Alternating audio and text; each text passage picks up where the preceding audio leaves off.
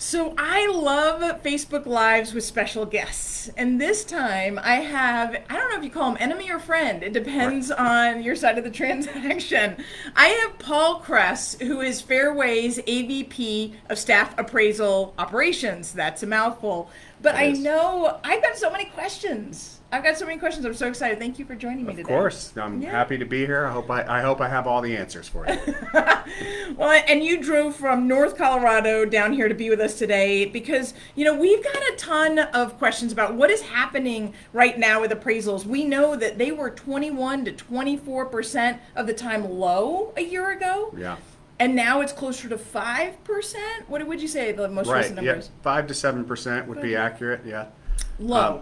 Right. So 95% are coming in at or above value, even if it's a dollar. And then you've got a number of appraisal waivers. So I want to talk about things like what would it take to add value to my home? What does a reconsideration of value take? Why? Why did we see the fluctuation of 21%? Of the appraisals are coming in low versus 5%. Want to dive deep into where we're going. We'll probably spend about who knows? I always say it's going to be like 15 minutes and then it ends up being 25, Right. but it doesn't matter. It doesn't matter. Perfect. So let's go ahead and start. Paul, give us just a little bit of your background so we know where you're coming from today. All right. Yeah. As you said, I'm the AVP of Staff Appraisal Operations at FLS, which is a sister company of Fairway Mortgage.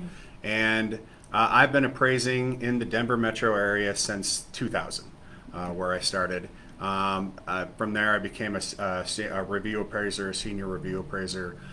Went over to Fairway, where I was quickly promoted to staff appraisal operations manager and AVP. So I've got a lot of experience in appraisals and in the Denver metro area. So You are always my go-to. Like Yeah. if I've got somebody that's debating, you're like, yeah, that's a good appraisal. Or yeah, Right. no, bring it in, right? Right. You're my first call because I know how much you know the Denver and the Colorado market, Yeah.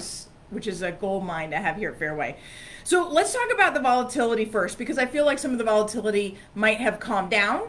Who knows if we enter a recession and interest rates drop and we see more people bidding over asking again, that volatility could return. Right. So what brings that volatility and what eases it overall? Well, lately, the reason it's eased is as interest rates have dropped. Demand, supply, it's simple supply and demand, realistically. Over the past 3 years, the property values have risen more than they have in any other time in history. Yeah. And that's due to increased demand and decreased supply. And it's caused quite a market stir where realistically the purchase demand can't be caught up with.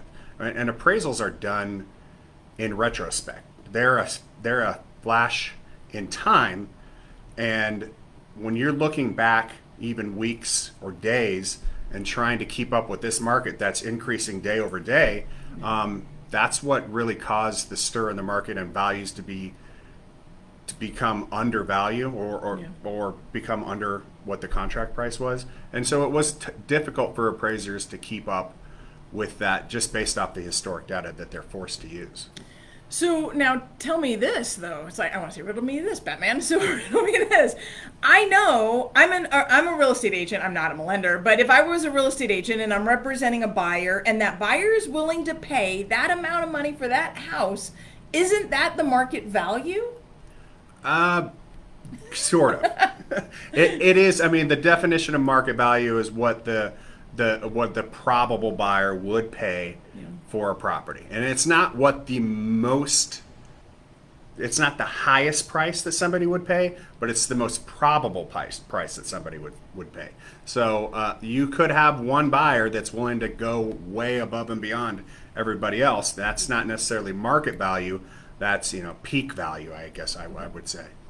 So now the house next door to me is already under contract for $50,000 more than I'm buying mine for. Why can't I use that as a comparable? You can. Okay. Appraisers can use those as comparables. They just can't give them as much weight as a closed sale. Got it. Because it's not a fact yet. It doesn't become a fact until it actually closes and now the appraiser can state it's a closed sale, it's a fact, I've confirmed all the details. But until that close date comes, it's not an actual factual closed sale. So they're going to give it a little bit of weight, and all the under contracts, active listings, things like that that are in the market, those are factors that the appraiser should be taking into consideration, especially when they're doing things like analyzing supply and demand, market conditions. They're looking at under contract sales to determine, do I need to make time of sale adjustments to some of these sales? Ideally speaking, an appraiser is going to use sales that are couple weeks old, but we know in reality they're going to be using sales up to 3, 6 months old, 9 months old, even a year sometimes, depending on the market. So the appraiser really needs to analyze what's happening, and the under contract sales can really help that, especially if it's next door. Right. And if it's next door and it's going to close soon, should I even, if it closes, can I redo the appraisal or close ours after? Like, is there a strategy to that? Yeah, I would say the best strategy is try to wait. In that case, if you know, unless they got the closing pushed way out, but if you know that they're going to be closing soon, ask the appraiser to wait. Just say, we know this is closing on Friday. Can you wait and come out till Friday? The reason for that is appraisals have an effective date, and that's the day that they go out and inspect. So got it. If you know that sale's closing on Friday, as long as that sale actually closes that day, then they can. There's no better sale than the one that closed the same day as your effective date.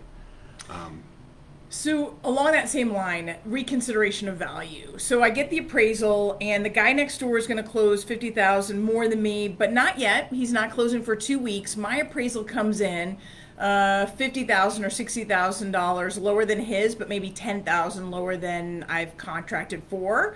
What's my process if I don't agree with it? Doesn't mean I'm right or wrong, but what's my process to ask for a reconsideration of value? Right, and every lender has their own process at Fairway.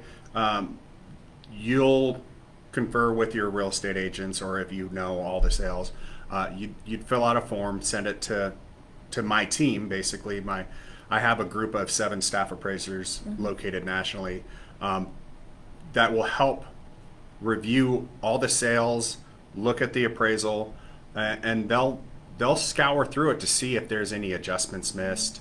And these are opinions. They're going to ask the appraiser, of course, and they're going to review the sales to make sure if they're reasonable, legitimate sales, and then they'll send them to the appraiser. We're going to make a phone call, try to have an open discussion of, what is reasonable, and that can be very helpful. It does help that we have staff appraisers that review all these reconsiderations of value, because there are some times where things are missed. Appraisers may be missing time of sale adjustments. Appraisers may not have analyzed the condition factor as well as they should have. So there's a lot of different variables that our staff appraisers can and do look at that will help in some cases. And we usually see about 15 to 20% of ROVs, reconsiderations of value, that do end up changing, resulting in a change value.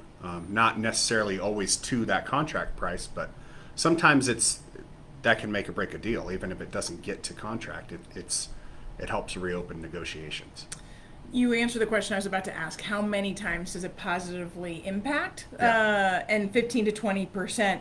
And I love the fact that when I reach out to you, you always tell me if we can't increase the value, you tell me why, and you break it down in a way that I can repeat that to the real estate agent and to the buyer, which is super helpful.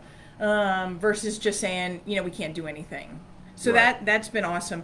Would you say that there are more often certain misses by appraisers, or is it kind of just every appraiser or every appraisal is different? Yeah, well, I would say there's usually a trend. Lately, over the last couple years, as we discussed, property values have increased in most markets nationally about 20% per year for almost the last 3 years. So that's a lot. And some appraisers are a little slow on the take to make time of sale adjustments. They're trepidatious for whatever reason to do that. And it's always been something that appraisers should analyze, but it's a relatively new trend for some appraisers to make these time of sale adjustments, because most appraisers will say, I just want to use the most recent sales, and I'm not going to make a time of sale adjustment because these are the most recent sales that I have. But sometimes the most recent sale that's realistically in your marketplace can be several weeks, if not several months old. And as we know, the market hasn't stopped increasing in that time. And maybe a little bit now it has, but that's been the biggest trend that we've seen over the last several years. Super helpful. What would you say if I'm a homeowner and I'm going to list my property, or maybe I'm a homeowner and I'm going to do a refinance? What are those things that I can actively do that would have helped me on my appraised value? Right. Well, typically speaking, in most markets, it's the same thing that it has been for a long time. Kitchens, bathrooms, flooring. Now outdoor spaces are starting to add a lot more value. Basements are starting to add a lot more value, especially as home values start to increase. In the Denver metro area, you'll see homes that, especially if you live in an area where the average home size is smaller, maybe 1,000 square feet, 1,200, 1,400 square feet. Added 600, 800 square feet in the basement can add a lot of value, a lot more living space. Whereas 20 years ago when I first got into that, it was, you're getting 10 to 15% compared to the above grade living, and now it's a lot closer to half or even slightly higher. Oh, that's really good to know. Yeah, the values for the basements have definitely jumped up. So outside of finishing a basement, redoing the flooring, redoing bathrooms and kitchens, Right. Obviously there's a scalability there. Some of those projects are bigger than others. Right. How much does curb appeal affect an appraiser's determination of value? Well, that's a difficult one because that's a little bit more subjective. It's Yeah. the eye of the beholder. And appraisers are taught to look at things like ornamentation, exterior finish, exterior, brick versus vinyl siding or brick versus frame. And those things can play a factor. But that's all, you're not going to see typically an adjustment made for something like that. That's going to, maybe when the appraiser reconciles all the data, he's going to say, well, this one's the closest, so I'm going to put more weight on this sale or that sale because they do have similar external influences. Yeah. And then talk a little bit about, so mostly, well, we're not doing VA appraisals at all through FLS. We do Right. VA appraisals through the VA, Right. through the Veterans Administration. So, but what do you see as the differences between what you know of VA, FHA, and conventional? Because I know that's a big thing. Sellers often don't want an FHA buyer or even a VA buyer for that reason because of the fear of the appraisal. Right. Well, yeah, and the VA and FHA guidelines are a little more stringent than a conventional loan, but not as much as it used to be. The FHA and VA have loosened their guidelines a little, while conventional guidelines have tightened over the years a little bit. A lot of times people still get confused well, there's chipping and peeling paint. Well, this is conventional. There's still, for Fannie Mae, Freddie Mac conventional loans, there's still the guidelines for anything that's caused safety or soundness issues. The appraiser is supposed to make those subject to repair or inspection. So there's not as wide as a gap as there used to be. There still is, though. I mean, for an FHA and VA, the appraiser inspects the attic, the crawl space. They don't do that for conventional loans. They have to test some electrical outlets, some appliances. They don't have to do that for conventional. Oh, that's good to know. What about the peeling paint? That is probably the most often asked. Do conventional loans care about peeling paint? They do, especially if the house is pre-1978, because pre-1978 houses have lead-based paint concerns, so that's always going to be a safety concern. But conventional actually states that if there's any exposed wood surfaces, that the appraiser should make that subject too. So, Got it.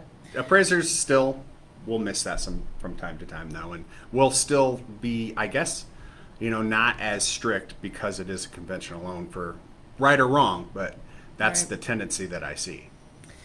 What can you talk about the mother-in-law suites? I know years ago, before the rage of Airbnbs, you couldn't have a stove in the basement. So we don't constantly have people take their stove Right. out if they had a makeshift mother-in-law suite or a rentable space. But now it's kind of common. Airbnbs are in everybody's basement. What's the delineation of what I need to prepare before the appraisal? Right. Well, I mean, if you do have a guest unit or a mother-in-law suite, it's important to find out what your local jurisdiction allows. Most of Denver County allows ADUs, which is an accessory dwelling unit. Lots of different names: mother-in-law suite, guest house. But most of Denver County allows it, and realistically, the amount of value it adds can vary from market to market. If they're more common, it's going to add more value. Most of Denver County, you can't rent that space though. It's not. You can probably get away with doing an Airbnb, but legally speaking, you can't rent it, so you're not going to get like a income value from that. But the big difference that I think a lot of people don't understand is if you do have that finished space, it's not counted the same. It's similar to like a basement. Okay. You're not going to add it to the square footage of the house. It's not just one lump value. They're going to value those separately. And all agencies require the appraiser to use comps that also have accessory units.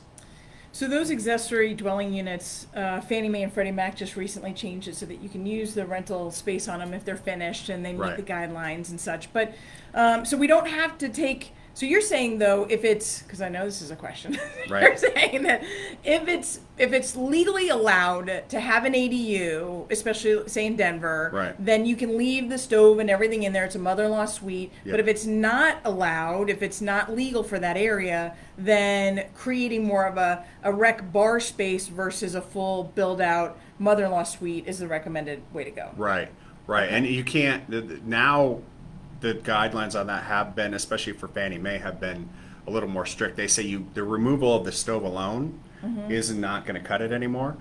So you actually do have to kind of create a retro wet bar space or something. So you're going to have to plug that hole with something, so to speak. Put a new cabinet in it, cap off the gas line or cap off the 240 electrical, and really do a minor remodel there to make it fit within the guidelines. So no dragging the stove out. No, just dragging the stove out in the garage. Appraiser leaves, put it back in like it used to be.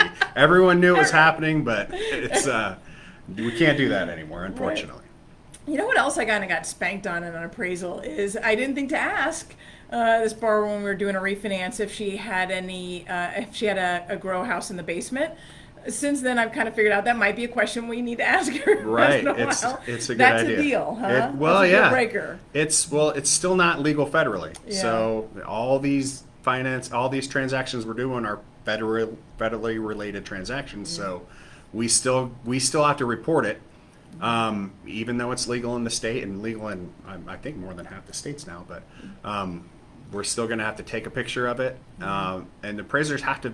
That's another big one. I think a lot of borrowers will just think, well, I can just lock that door, and the appraiser won't see it. And what he doesn't know won't hurt him. The appraiser has to see every room in the house, even closets, outbuildings, you name it. They have to go through every single one to find it, just for your own safety too, and for the lender's safety. There could be hazards in there. One of the houses that we bought our kids had a grow house in the garage. Now, it had been somewhat disassembled by the time we got there because they wanted to take the major mechanicals, but they didn't take everything. But when you're buying a house, what is having because it's more common than I even thought it was, what if there is a grow house in the garage and you're buying the house? Does the appraiser have to, I'm sure, notate that? Right. And then it's up to the underwriter probably. Right. It will be up to the underwriter. Most often than not, what I've seen is it's going to kill the deal until they remediate it. So they're going to have to remove all paraphernalia, anything that has to do with marijuana, and they're going to have to, even sometimes if there's a smell, they're going to have to do something to remediate that, maybe fumigate, whatever it is. There's certainly a stigma associated with that, so it could possibly even affect the market value because of that. And appraisals are coming back fast right now. Yeah. I mean, obviously your volume is slightly down, so appraisers are having this get out there quickly. Do you have any statistics on, and this is more underwriting than appraisal, so I understand if you don't, on how many appraisal waivers are happening as a percentage of all of the purchases or anything like that? Right, I don't. That is more of an underwriting thing. Okay. I know that it has a lot to do with how recently there was an appraisal on that property. What I've heard, and I don't know for sure, but if you've had an appraisal done on it within the last 5 years, there's a better chance that you're, and not you necessarily, but just the property itself. The property, right. Then all the agencies keep track of all the appraisals. So that and a combination of your credit score is going to help, or all the credit factors, not just credit score, but are going to help you earn that appraisal waiver. But I couldn't tell you how many are getting them. I know it's less now than maybe it was this time last year. Well, we're seeing less, I'm seeing more Govy and more minimum down buyers, and they don't get the appraisal waivers. Usually you have to have 20% down. But Right. so that's a good thing on the flip side. Well, Paul, I so appreciate you coming. Is there anything else that you wanted to share that I didn't think to ask? I don't think so. I just I do love working at FLS and for Fairway. It's a great company, and I do really think that sometimes AMCs get a bad reputation, but we do things differently, and I think it starts with the staff appraisers and the amount of care that we put into each transaction. We try to put ourselves in the borrower's shoes every time that we deal with any transaction. So, and I think that helps a lot. I think it helps a ton because I know that bars are stressed right now, especially if they had to offer more than the list price, right? And they really need that appraisal to come in at value. And more often than not, that's what they have to do to win that loan. So yes. we realize that, and we're not going to try to push anything beyond its limits, but we're going to try to help you when we think it's warranted, for sure. Love that. Well, Paul, thank you so much for joining us. Thank you. Thank you, guys. Have a great rest of your week. We've got market trends coming out tomorrow. If you're an agent watching this, and of course, we'll send it out to our database as well. A lot happened this last month in the DMAR 11 counties. We're going to be talking about what does it look like, and is it yet a housing recession? We'll talk to you soon.